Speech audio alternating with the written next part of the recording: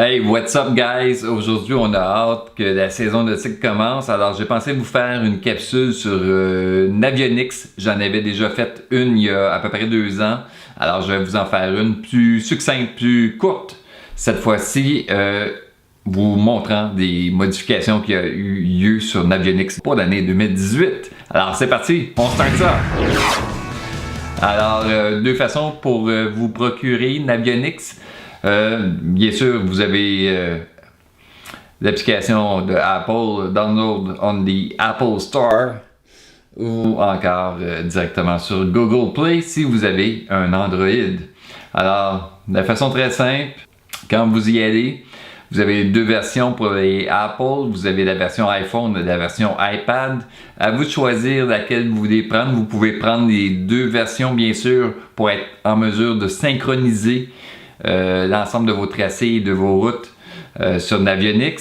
Et celle que j'utilise, c'est Boating USA Canada. J'utilise beaucoup le iPhone. Alors à ce moment-ci, la carte achat intégré 2099 si vous êtes un membre récurrent de Navionics. Je pense qu'on vous offre ça à 50% de rabais. Alors si vous n'avez jamais essayé Navionics, il est possible de faire un essai gratuit. On le voit ici très bien sur le site.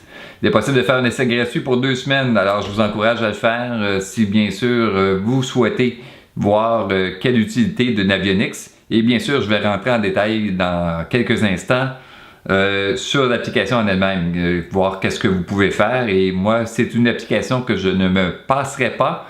Bien sûr, je ne m'en sers pas comme outil de navigation principal, je m'en sers comme backup. Mais une petite embarcation pourrait s'en servir comme outil de navigation principal et ça ferait énormément la job. Alors, les mises à jour sont faites, bien sûr, quand vous y allez tranquillement. Je viens juste de faire la mise à jour. Il me reste comme 60 quelques jours sur mon abonnement. On est juste, faut dire, au mois de début mars. Saison nautique débute dans pas grand temps. Alors, on veut réellement comme être prêt pour la belle saison qui s'en vient. Alors, vous pouvez bien sûr synchroniser vos données et mettre même des photos. On le voit très bien sur le site en ce moment. Je trouve que c'est bien fait quand vous y allez sur un ordinateur pour voir qu'est-ce que vous offre l'application Navionics. Alors, vous pouvez bien sûr mettre des photos et vidéos localisées apparaissent sur la carte. Ça, c'est possible de le faire. Mettre des waypoints également. Synchroniser des marques, routes, tracés entre les dispositifs mobiles. Alors, c'est possible entre un iPhone, un iPad. C'est la même chose pour les Android. Il y a 2-3 façons de mettre le visuel. C'est possible de l'ajuster. Alors, quand je vais rentrer dans le détail, vous allez pouvoir le voir. Et c'est également possible, avec une connexion Wi-Fi, de faire basculer de l'information directement dans votre GPS d'embarcation, c'est-à-dire Garmin ou peu importe quelle marque que vous avez également. Bien souvent, c'est compatible. Mais ça, je ne rentrerai pas dans ce détail-là, je n'ai pas d'embarcation en ce moment. Vous avez Apple Play, Apple Store et Google Play. Alors, Google Play, c'est un petit peu moins cher. 16,99 la carte USA Canada. Alors, allons-y, sans plus attendre, vous faire un petit exemple sur l'application en elle-même sur mon iPhone. Alors, Navionics est juste ici. J'aime bien l'interface d'entrée dès le départ. On vous donne le temps actuel dans la région que votre iPhone est synchronisé et déjà en départ, 24 km devant. Alors, allons-y avec un exemple. Alors, je viens de le mettre à jour, mon Navionics. Alors, voici. C'est un petit peu d'aperçu de Navionics. Qu'est-ce que vous avez actuellement? Alors, évidemment, sur Navionics, vous pouvez, avec vos doigts, zoomer, dézoomer, ou encore, bien sûr, avec le bouton plus ou moins. Qu'est-ce que vous devez savoir sur Navionics? D'abord, vous devez faire vos réglages, vos pré-réglages pour être en mesure d'être capable d'avoir un aperçu réel, du temps réel du point A au point B. Alors, dans un premier temps, je vous inviterai à aller dans vos réglages et aller marquer les unités qui vous intéressent selon vos goûts à vous, au niveau de la distance, de la profondeur, carburant, vitesse, température, vitesse des vents. Alors, les points ombragés en bleu foncé, c'est réellement mes choix à moi. Alors, les paramètres du bateau, ça va vous aider à avoir un estimé de temps d'arrivée à l'endroit où vous voulez aller. Alors, la longueur du bateau, largeur, tirant d'eau, vitesse de croisière que vous roulez habituellement. Évidemment, on est conscient là, que parfois c'est un petit peu plus vite, un petit peu plus lent, mais ça va vous donner un temps estimé d'arrivée à votre destination. Consommation de carburant, également, ça peut vous aider pour avoir une idée de la dépense au niveau du carburant, du point A au point B. Alors, classement, c'est des classements au niveau de l'ensemble des gens qui ont fait des commentaires dans la communauté de Navionics. Verrouillage automatique, ça c'est au niveau d'un tracé. Synchronisation des données. Si vous utilisez votre iPhone, un iPad ou encore même basculer d'informations sur votre GPS Garmin, par exemple, ou peu importe lequel, sur votre embarcation, il est possible de faire, de synchroniser l'ensemble des données à partir de Navionics. Vous avez simplement qu'à cliquer sur synchroniser mes données.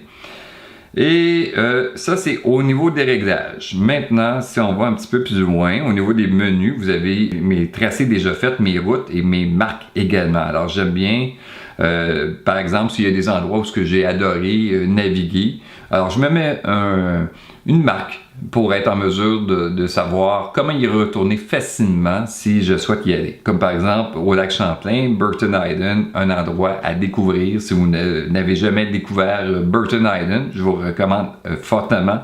Deep Bay, Fort Lennox.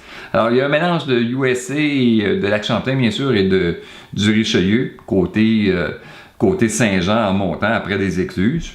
Mooney Bay, Plattsburgh, bien sûr, c'est un incontournable, Pointe-aux-Roches. Alors, ce n'est que quelques-uns des points que j'ai mentionnés dans mon Navionics à moi. Et vous avez la distance en milles que j'ai demandé à être exprimée. Alors, si je clique par exemple Burton Island, ça va m'amener automatiquement sur mon Navionics sur Burton Island. Et Burton Island, qu'est-ce qui est bien, c'est que vous avez une belle façon de vous couvrir et de vous protéger des vents. Lorsque vous y allez, vous avez un petit corridor ici et c'est possible d'aller finalement amarrer votre bateau dans une genre de petite forêt. Je vais essayer de vous mettre des photos de l'endroit dans le montage. Mais endroit à découvrir, Burton Island. Alors, par la suite, vos routes, vous pouvez faire des routes automatiques manuelles ou même des archives de route. Alors, la route automatique, c'est du point A au point B. Alors, vous marquez par exemple de la marina, tel endroit à telle autre marina. Qu'est-ce qu'on aperçoit bien souvent, c'est que la route en elle-même ne sera pas tout à fait en ligne droite. Bien souvent, c'est qu'est-ce qui arrive. Alors, moi, je vous recommande, si vous avez une longue route à faire, faites-le réellement manuellement dans Navionics. Alors, comment on fait une route manuelle? Alors, disons qu'on part du Québec. Bien, je vais vous en montrer une déjà faite. Alors, ici, on voit que réellement que c'est de Nautique à Saint-Jean. Ici. Alors, pour faire une route manuelle, vous avez simplement à cliquer ici et avec votre doigt, vous sélectionnez du point A au point B. Alors, vous devez être patient cependant parce que vous devez le faire à maintes reprises jusqu'à temps que vous souhaitez arriver à votre destination. Là, je le fais vite un peu. Et une fois terminé, je vais vous montrer le résultat. Je vais juste faire annuler. Je vais vous montrer le résultat de la route que j'ai déjà fait dans mes archives. Alors, par exemple, du Nautique jusqu'à Plattsburgh, jusqu'à la marina de Plattsburgh. Ça, c'est une route que j'aime bien. Alors, le temps d'arrivée estimé 1h48 minutes. Mais arrondissons à 2 heures, hein? 48 000.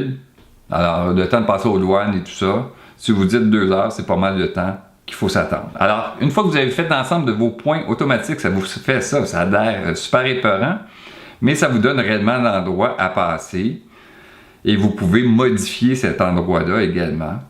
Alors, vous avez des indications dans le haut et vous pourriez mettre même le timer, si on veut, pour vous rendre à destination. Là, on voit que sur mon parcours, il y a déjà des notes, des endroits que j'aime bien aller, comme par exemple ici. Alors ça, c'est Deep Bay. C'est un endroit où on peut se mettre avec un mooring. C'est un endroit que c'est super sécuritaire lorsque vous avez des vents du nord, des vents de l'ouest, des vents de l'est. Mais un petit peu, ça peut brasser un petit peu plus lorsque c'est des vents du sud. Bref, la carte fait réellement l'ouvrage de Navionics. Moi, je suis très satisfait de cette application-là. Les nouveautés, c'est que vous avez réellement des météos avec les vents. Alors ça peut vous aider pour prévoir vos trajets du point A au point B ou du point B au point C, peu importe. Ça vous aide énormément avec un estimé également sur les autres jours de la semaine. Alors, je pense que c'est une belle nouveauté pour Navionics. Alors, ça résume pas mal au niveau des points, des tracés, également au niveau des... Je vais juste interrompre cette route-là. Qu'est-ce que vous devez savoir pour la visualisation? Si vous cliquez le petit point ici en bas à gauche, vous pouvez changer l'allure de votre carte. Là, j'ai pris l'allure de Navionics, mais on pourrait prendre la charte gouvernementale, par exemple. Alors, ça vous donne un petit peu moins de balises, comme tel au niveau des bouées, ces choses-là. C'est réellement la charte gouvernementale à ce moment-ci. Si on clique ici, on pourrait mettre avec le sonar. Je n'ai pas cette option-là. Moi, j'ai juste l'application Boating. Ça pourrait vous aider, mais j'ignore, je ne peux pas rentrer avec précision sur l'application sonar. Qu'est-ce que ça donne? Ça doit donner des niveaux où il y a plus de population de poissons et ces choses-là. Alors, quand vous voulez mettre à jour, vous cliquez simplement toujours dans le petit onglet ici, tout mettre à jour. C'est ce que je viens de faire. Je viens de le mettre à jour il n'y a pas tellement longtemps avant de faire la capsule. Mais j'aurais pu vous montrer comment mettre à jour. Mais ça, on voit très simple. Une barre bleue qui monte. Pas bien compliqué à ce niveau-ci. Les autres choses à retenir. Quand vous allez sous la loupe, vous avez bien sûr l'ensemble des marinas à proximité que vous avez. Vous pourriez faire une recherche. Et ça vous indique sur quel canal vous pouvez rejoindre la marina en question. Et des fois, certaines petites informations de plus que vous avez, alors vous cliquez simplement sur Marina, ça vous indique sur la carte à quel endroit que c'est. Et vous avez des informations comme le numéro de téléphone. Ça résume pas mal Navionics. C'est une capsule que je vous présente qui vous donne des grandes lignes de Navionics et en fait un aperçu de son application. Je vous recommande bien sûr d'essayer la version d'essai. Elle est disponible sur l'iPhone, j'imagine qu'elle est disponible également sur un Android. Alors essayez la version d'essai, vous pourrez m'en parler par la suite. Moi je pense qu'une fois que vous devrez essayer pour le prix, vous allez dire j'aimerais avoir de Navionics, j'en suis convaincu. Alors sur ce, je vous souhaite une belle saison nautique qui s'en vient. Et n'hésitez pas à me laisser des commentaires si vous en avez dans le bas. Et j'espère que vous avez apprécié cette capsule. Sur ce, bonne navigation et à bientôt. Au revoir.